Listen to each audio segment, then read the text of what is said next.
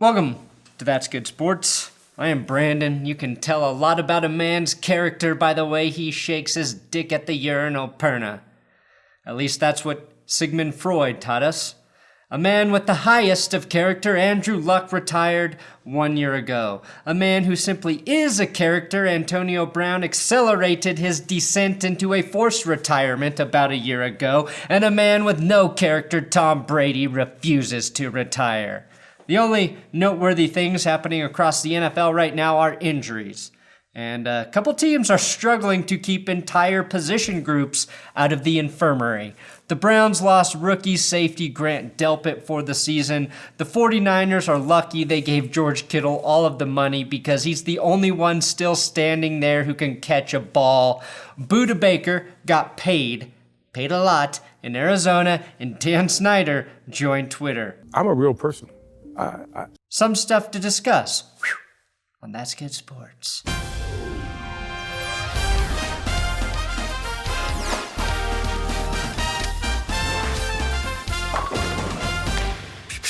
Hey, have you subscribed here yet? If you do, you get more of this telling you about football almost every day. Oh, that's not a good sell, is it? Today's episode is sponsored by Manscape.com/GoodSports and the Perfect Package 3.0 kit, which features high-performance boxer briefs. Anytime you can point to your groin and say, high performance, do it, baby. The Perfect Package 3.0 comes with the new Lawnmower 3.0, which is a water-resistant body hair trimmer built with skin-safe technology to reduce nicks and cuts down in your dick balls region. Once you have your crotch manscaped to your liking, cover the family jewels with Manscaped's anti-chafing cooling boxer briefs. Your balls, they need to breathe. They're basically the lungs of your thighs. These boxer briefs help them do just that because they're made from a super soft Contour Flex material, which is a microfiber blend that also repels moisture. So if you don't want to suffocate your nuts, go to manscape.com/goodsports with my link below to get 2 free gifts now, plus 20% off and free international shipping. Big congrats to our most underrated Arizona Cardinal for becoming the highest paid safety in the NFL. The Zen master of pastries, Budda Baker, got a 4-year, $59 million extension from the AZ Cards. It is the most money given to any player who plays in the secondary and has yet to record an interception. Obviously, there's about a million other things Baker does on the field at an extremely high level.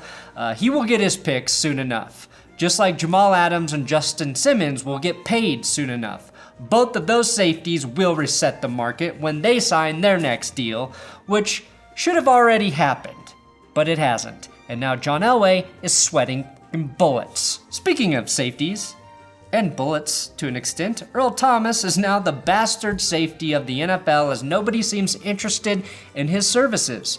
Depending on where you get your sports news from, the Dallas Cowboys are both very interested and not at all interested in Earl Thomas.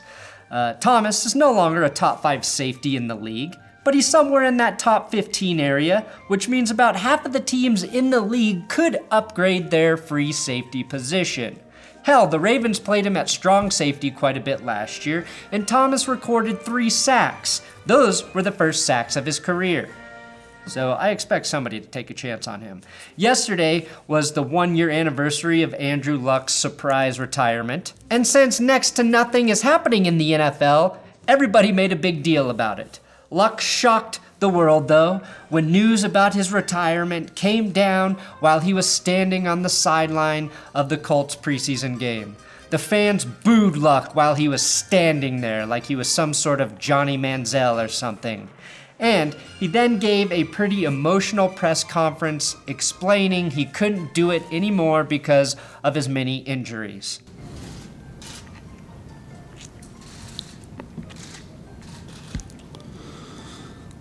Well, my friends, thank you. Luck threw 171 touchdowns and 86 starts, had a 53-33 record, and was almost definitely a Hall of Famer if he continued to play. Luck also refused to swear. and the Colts missed that part so much that they had to sign Phillip Rivers, the other notable non-cursing quarterback. The big difference between Rivers and Luck, though, is Rivers trash talks defenders, not congratulates them for big hits, and to my knowledge does not use a flip phone. But since Rivers is no longer a division rival, I can finally, unabashedly root for the old cowboy as he rides those baby horses off into the sunset. The 49ers are down yet another wide receiver, this time losing their first-round pick, Brandon Ayuk, with an apparent hamstring injury per Field Yates. They're also missing Deebo Samuel for the first couple games, Jalen Hurd for the year, and Richie James. Recently, they've had to sign Tavon Austin, Jerron Brown, and J.J. Nelson just to compete during training camp. On the bright side, they will have Trent Taylor back and healthy for the first time, really since 2018, but the first time he'll be playing with Jimmy G for a long stretch since 2017, when those two had a really nice connection going at the end of the season. Then there's Kendrick Bourne Ultimatum, who can fill in very adequately, but my guy, Sean Poindexter, if he does not take advantage of this opportunity, he will never be anything other than a Poindexter. A boringly studious and socially inept person. Essentially, he will become one of the rich tech giants in San Francisco, if not the number one wide receiver for the Niners. So, pretty good scenario for him. There will be no tailgating in the city of Cleveland. It's been banned by the city, which is obviously the right thing to do, but I would not want to be the mayor who bans tailgating in any city ever for any reason. As far as policy goes, it's like banning the sale of folding tables and lighter fluid in Buffalo, which would effectively crash their entire economy. Now, Browns fans, they can't get drunk together in parking lots, and Browns players can't stay healthy. Cleveland, for the 30th year in a row, will get absolutely nothing from football except for pain. The Browns' rookie second-round draft pick, safety Grant Delpit, suffered a torn Achilles at practice and is done for the season. Delpit, coming out of LSU, was supposed to be an impact player immediately starting in that secondary. The only player healthy in the Browns secondary right now is Odell Beckham Jr. when he's back there catching passes. Right now, again, Delpit, done for the year. Cornerback Greedy Williams left practice with a shoulder injury.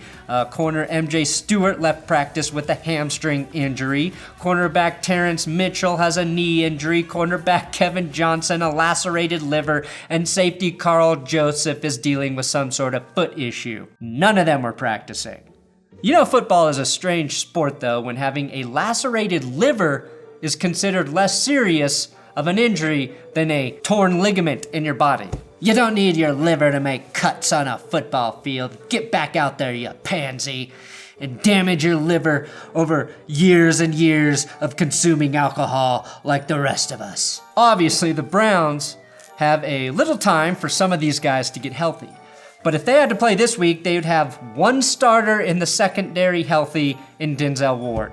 After losing Delpit for the season, the Browns would be crazy to not at least be considering Earl Thomas internally. It's always nice to take a guy who just played for a division rival, especially when that guy fills a major position of need at the same time. The Washington Nationals fired a team employee for throwing hot coffee on a woman at a convenience store in the Dominican Republic. Jaciel Morel, who worked with the team down in Boca Chica, walked behind the counter of this convenience store to grab some coffee cups, I think, and then became aggravated with the cashier after she probably told him, "Hey, you can't do that shit here," which in Spanish would sound like, "Hoy no puedes hacer esa mierda aquí." And as you can see in this video, he then just tossed his fucking coffee on her like she was the trash can by the cream at Starbucks. I believe he also tried to leave the store without paying, which is why I think she was really mad, and then didn't even put his mask on until after entering the store, proving asshole is just embedded in this guy's DNA. But I'm sort of jealous of people who can live their lives like this. There has to be some sort of freedom knowing that in whatever situation you are in, you will not shy away from acting like a selfish jackass. Also, I am glad that as a member of the Washington Nationals organization, he's down in another country accurately representing how shitty we are as spoiled American citizens here. It's a great way to keep the population down here in America if nobody wants to come. So, smart. Both of the Roger Goodell interviews with Emmanuel Acho have aired on YouTube. Acho's show is called Uncomfortable Conversations with the Black Man, which sounds very intriguing and conducive to real tough conversations. But Emmanuel Acho really just makes his guests sit in cramped, poorly built, painful furniture with no lumbar support for long periods of time while they talk. Hence the name of the show. Now, I respect the fact that Goodell took the time to do this, even though I thought Acho took it way too easy on him. Well, congratulations on being the commissioner. It's long overdue.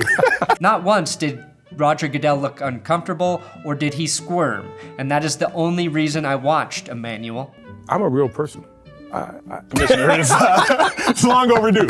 Bring him back for a third one and ask him questions that make him sweat. Who do you think you are? What gives you the right? Otherwise, this sort of just looks like a PR move for Goodell.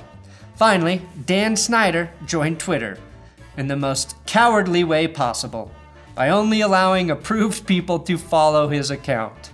If I were a billionaire, there would not be a single thing any of you could ever say to offend me, because no matter what happened, I would know in my heart that I am better than you, because I could pay to have your family kidnapped and then flown to the moon and get away with it. So when I see a guy like Dan Snyder unwilling to take the typed out lashings he'd certainly receive on Twitter, all I can do is point out what an absolute coward Dan Snyder truly is. A small man with a giant bank account who never learned to believe in himself. Commissioner, it's long overdue. Thanks for watching another episode of That's Good Sports. Please subscribe here on YouTube. I'm on Twitter and Instagram at Brandon Perna if you care to follow either of those social medias. Sometimes I do a good tweet. Sometimes. None will beat a Dan Snyder though, unless he accepts my request.